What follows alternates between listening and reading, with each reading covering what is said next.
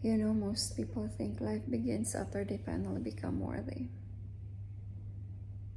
But many philosophers understood that existence moved through action. It moves through becoming and self-recognition, not through waiting for external validation. And a lot of us are waiting for life to begin after we become undeniable.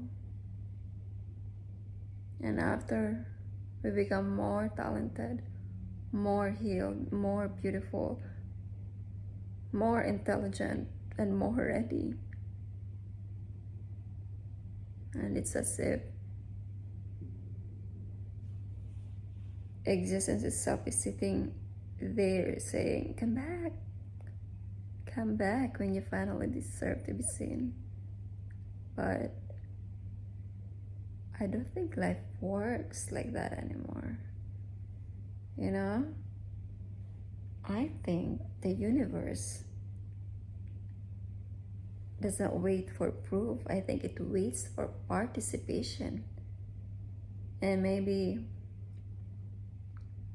that's why so many people feel stuck. Not because they lack potential, but because they are trapped in self-verification. Like constantly checking, am I enough yet? Am I worthy yet? Am I ready yet?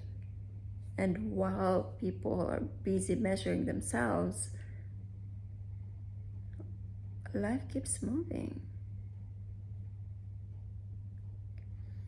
There is a philosopher, Hannah Arendt. Hannah once said that action is what inserts a human being into the world. Action, okay, not perfection. Appearance, okay, speech, movement, which means you do not become real by hiding until you are flawless. You become real by entering life. And honestly, that terrifies a lot of people. Because once you appear, right, you can be judged. You can be rejected and misunderstood. Oh, what's beautiful about it is that you can also finally exist.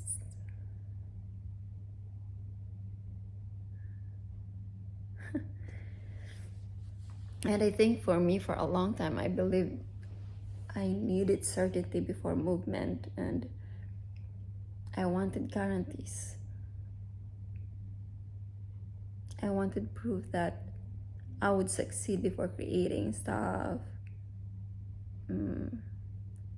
Proof that I would be accepted before speaking, a title, a certificate, a proof that I would be loved before fully expressing myself. But the truth here is that life rarely gives proof first. It simply responds to your movement.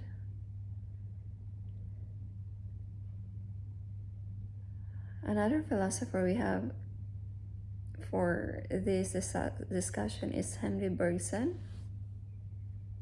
Henry talked about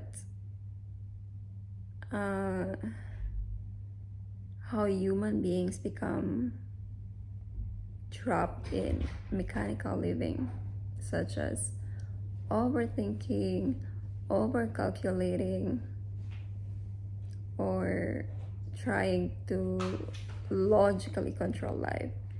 And I think many of us do, emotionally too. And we overanalyze ourselves so much that what happens is we disconnect from our instinct, from our intuition and from our own flow, and then we treat life like a math instead of an experience. But we do not enter life through calculation. Diba? At some point you have to step into it and just experience things. And perhaps that's what self-trust actually is. Not believing that you will never fail, but trusting that you can meet life directly. Trusting your ability to adapt, trusting your ability to evolve and survive all forms of transformations.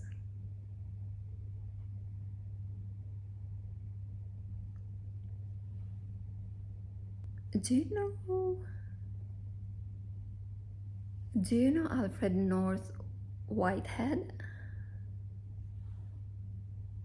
Alfred believed that reality itself is not static. He believed it is a process. Everything is becoming, okay? Nothing is completely finished for him. And honestly, I find that comforting somehow, because it is possible that the pressures or the pressure to become fully ready was never real, and that we never meant to arrive completely, okay? We are never meant to arrive perfect. We are never meant to arrive ready. We are never meant to arrive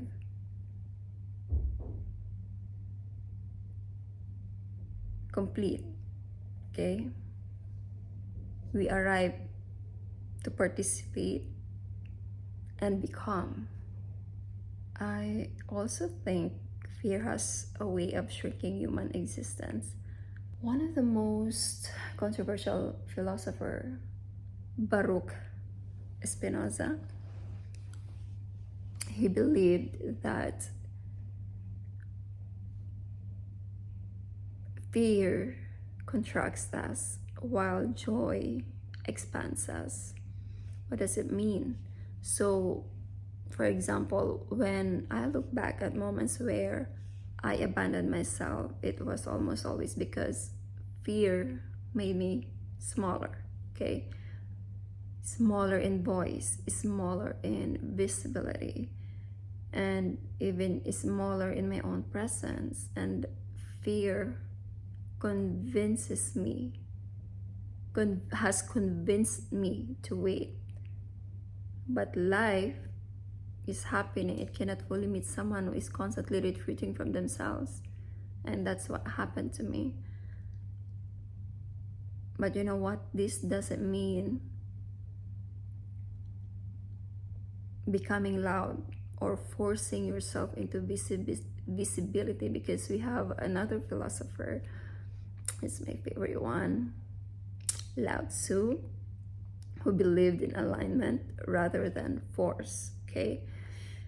Existence without aggressiveness. So not aggressive proving, not constant performance, rather alignment. You being with your own flow.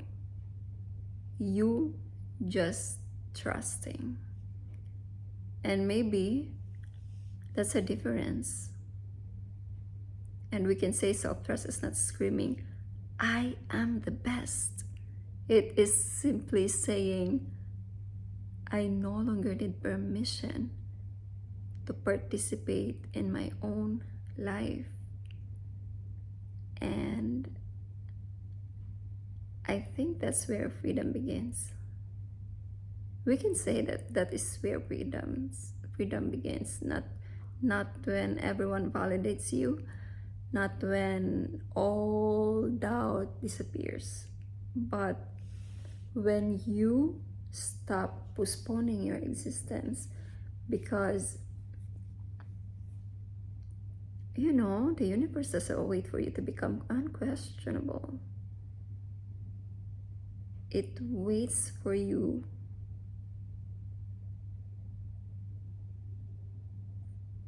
to arrive, be here, and fully exist.